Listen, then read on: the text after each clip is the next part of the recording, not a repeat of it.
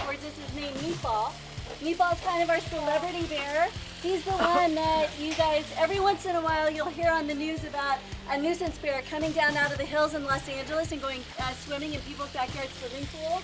This was one of those guys, and but he was being really sweet. He wasn't being aggressive or anything. The community really fell in love with him. He went, the first time they caught him, they tagged him, and they took him, they relocated him 100 miles away. And he came back so fast it made their heads spin. So the next time they took him 200 miles away, he was back within only 1 month. That's how fast he came back. Well, the third time he came back, after he went swimming, he broke into somebody's garage freezer, stole a bag of Costco meatballs. I saw that. And that's how he got his name. You remember seeing that? Well, that's who he is. This little girl right here, Liberty. She was separated from her mom as a young cub. And she had learned to find food down by campgrounds. And at only 54 pounds, she had already destroyed the inside of 2 Jeeps. So she was quite a nuisance. She was brought here on the 4th of July. So now that's her birthday, 4th of July. And because she lost her freedom on the 4th of July, that's how she got her name, Liberty.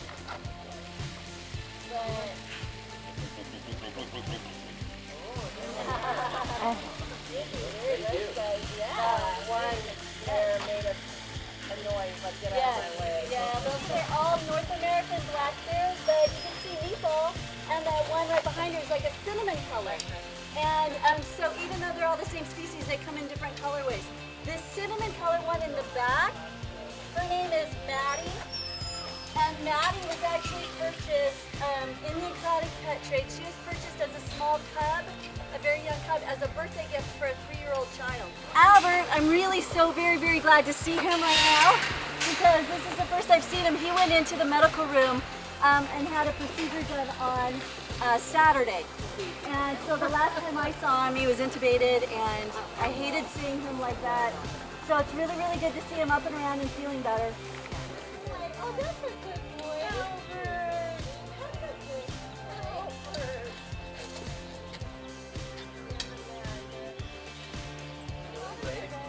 He is a little shaved arm where they put the ice.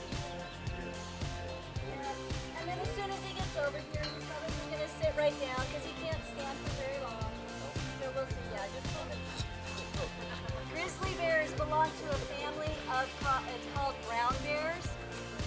In the family of brown bears, there's grizzly bears, brown bears, and then Kodiaks. So he's 556 pounds. A typical full-grown male grizzly will be closer to like 600. We keep his weight down a little bit because it's less stress on the hips and helps him to walk better. But he would typically be closer to about 600. He's a little small.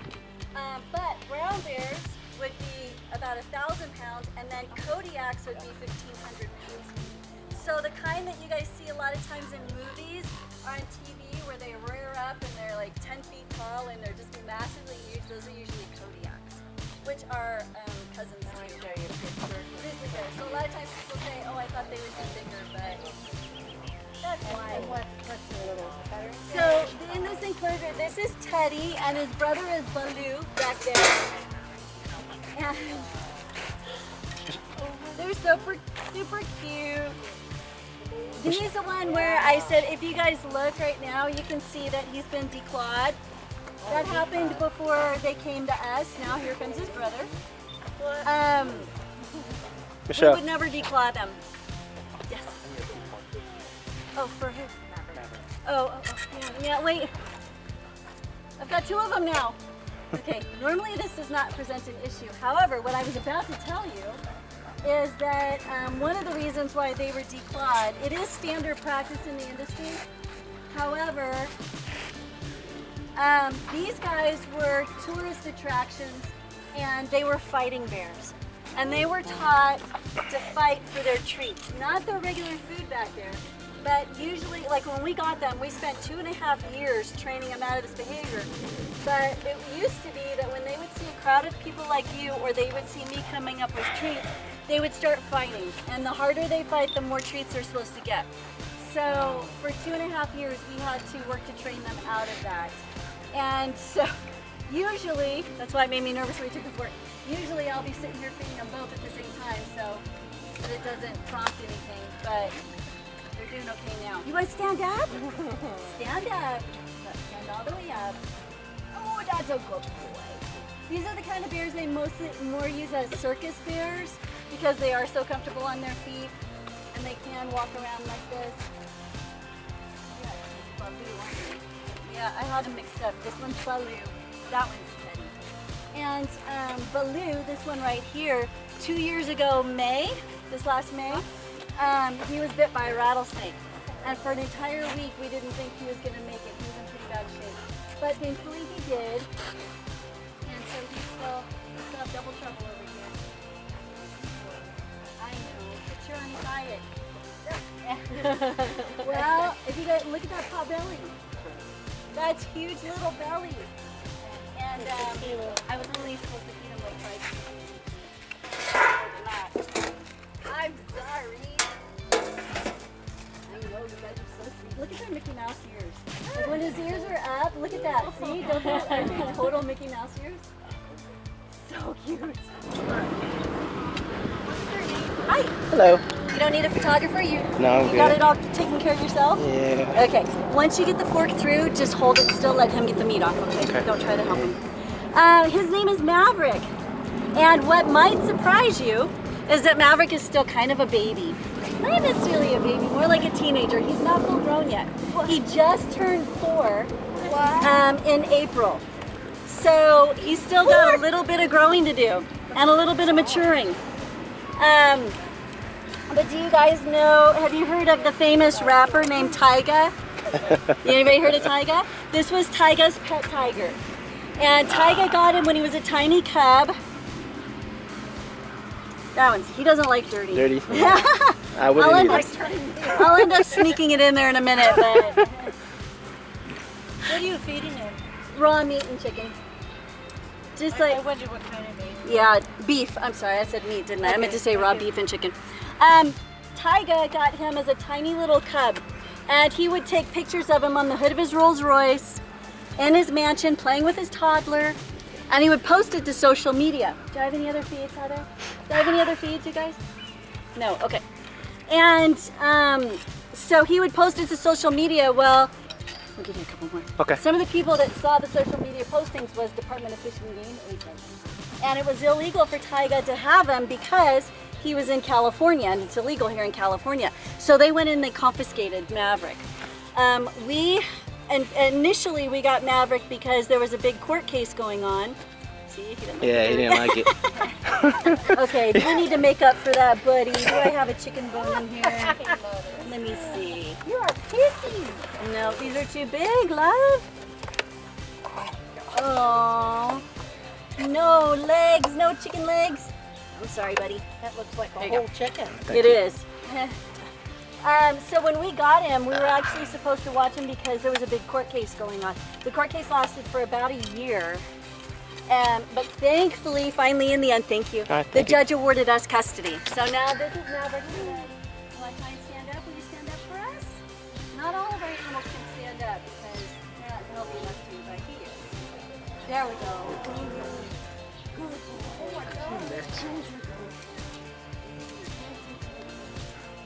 What a big boy you are. What a big boy you are. Good boy. Wish I could get him a bone. Will he eventually?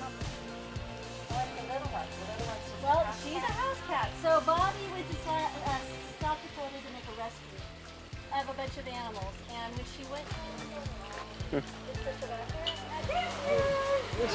Whoa, there you go. Yes. Food. with shall we have a feeder? Okay, let me see.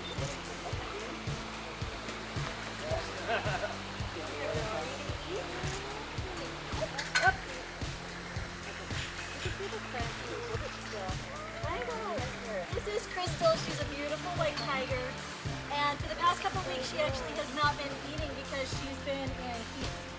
And so she's been rubbing up against the fence and very affectionate, but not really interested in eating. So it's good that she's eating today. I was just telling him to try and feed her in pretty much the same spot because she doesn't have very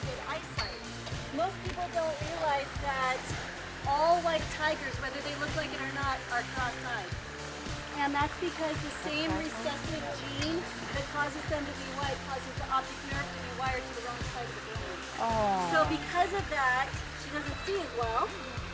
And that also makes them much more susceptible, and not susceptible, dependable on their caretakers.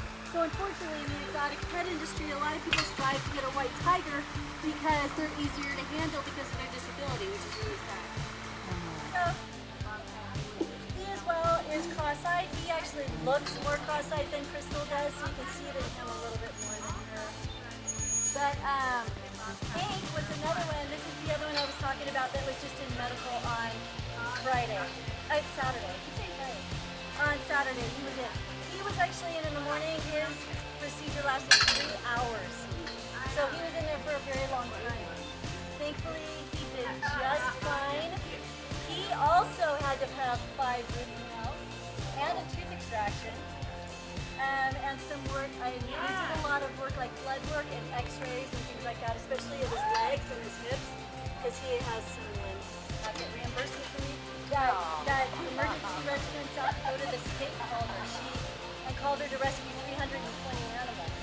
And it was all on her dime. Put 15,000 miles on her truck, took her own vet, took her own keeper. She was there for 2 months. Pick up a load, take them to Arizona, pick up another load, take them to Colorado, pick up another load, take them to Florida. So that's what she did for these animals. And, you know, I'm not getting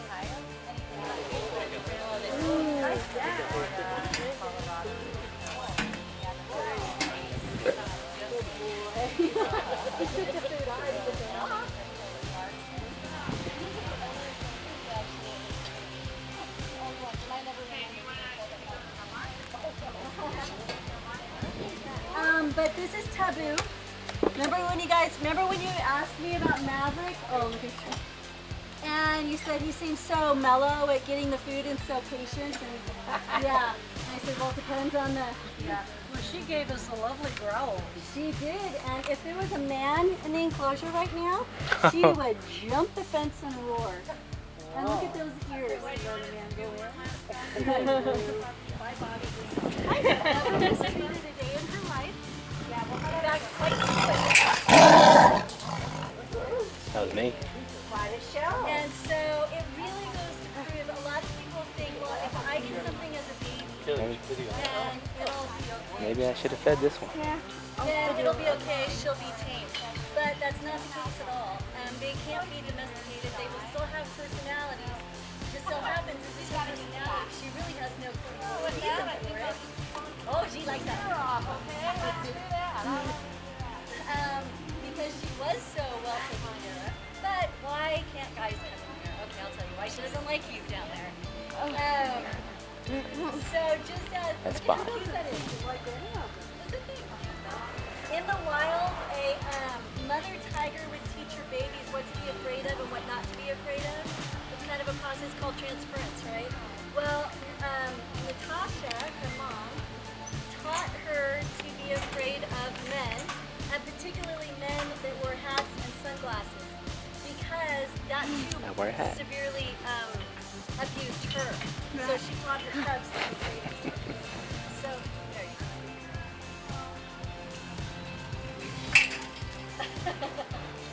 I don't think they like you. I don't think so either. She does a good job at it. She's telling us to stay away. And you should even though have a tiger like her and then can't do anything with her. Well, honestly, because we've seen it, throw them down in their basement and never seeing the light of day again, never seeing the outside again. They'll open the trap door, they'll throw down meat, and that's their whole existence. So it's really, really, really sad. I got out of where she is right now. Ooh. Everybody would still be safe because she would get into this perimeter, still would be out. So we have double layers of safety everywhere just so you know. But theoretically, if somehow she got out, well, in the case of all of our animals, unfortunately, I mean, they're used to people. Eventually, they try to run up to somebody to try to get food. We ask like kids and stuff not to run, so that if in the event anything ever did happen, they wouldn't be used to and conditioned to chasing people. I think their natural instincts would still kick in. They probably still would do it, but we certainly don't want to train them to or teach them to, even if it was out of play. You know, they're just such big animals that even if they were just playing, they'd still. Weird. Yeah, She doesn't like I've actually never done it for her. Oh, she just, she didn't feed her, but just. Oh no, I do it all the time. But would she ignore you? Oh. Well, she says that. Oh, that's pretty impressive. She kind of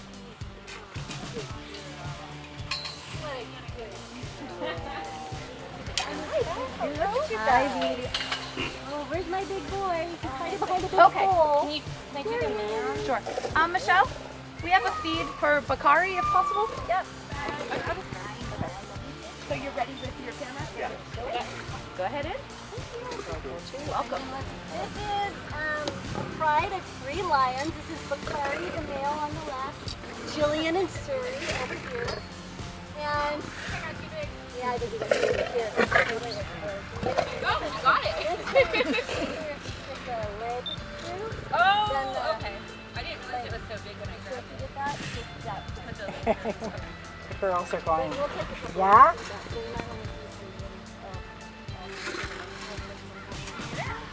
Bakari, Jillian, and Surrey were brought to us when they were only 4 weeks old. They were 7, 8, and 9 pounds apiece when we got them.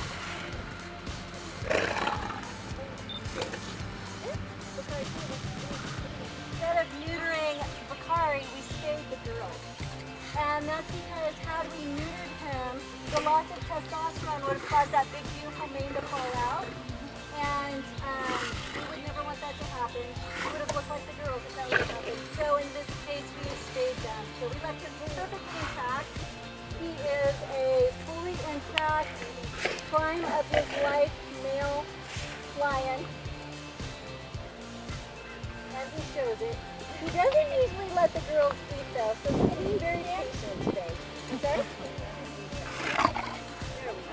Oh, you have to go down a little lower. There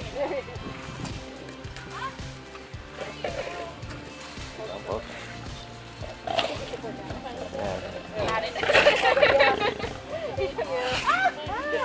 Oh, it's like he's had his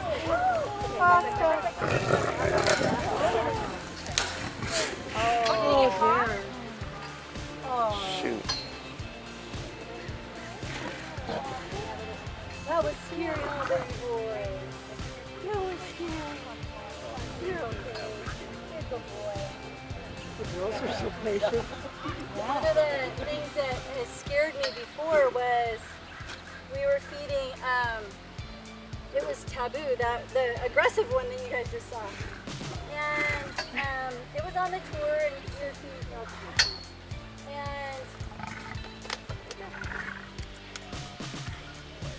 And after the tour had gone on, I was looking at her and she was drooling buckets. She was pawing at her face. She was rubbing on the ground. She was starting to freak out. And she had a bone caught crossways in her jaw. Oh my God. And that one was really scary. Oh. Well, you can definitely see the pecking orders. He won't let them eat. Or they only eat when he lets them. Have you guys ever heard that term, the lion's share? You gotta get the lion's share. That's where it came from. The male lion has to get the lion's share before the female can eat. So, and they do the honey. So, this is Conga. She's only 92 pounds. And so, as you can imagine, in the wild, she would get her prey taken away from her very easily. Not only by obviously big animals like lions, but also by pack animals like even hyenas, who are much smaller but still pack animals. So if you guys ever watch shows, you'll see leopards are always in the trees, and they're very good climbers. So we are going to show you a good climber. Everybody ready? Let's go. Oh, good. Whoa. What? She is so strong. Guys, you want to know how strong she is? She can kill something 3 times her size. So if she's 92 pounds, she can kill something almost 300 pounds, and she's strong enough to drag it to the top of a tree. Wow. Pound for pound, they're the strongest of all the big cats, including lions and tigers.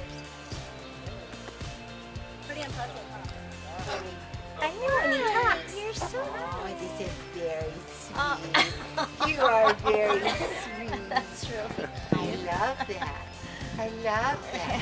And you are such a pretty bird. You are a pretty bird. I know. And you talk. I love that. I love that. So what have you been doing today? Oh, sleepy sidey. So what have you been doing today? You're going to come up here and talk to me? Oh. I don't know, go get cake by you and I just eat there. Hi, pretty bird. You might bite your nose. Be careful, Nancy. No, I really like that.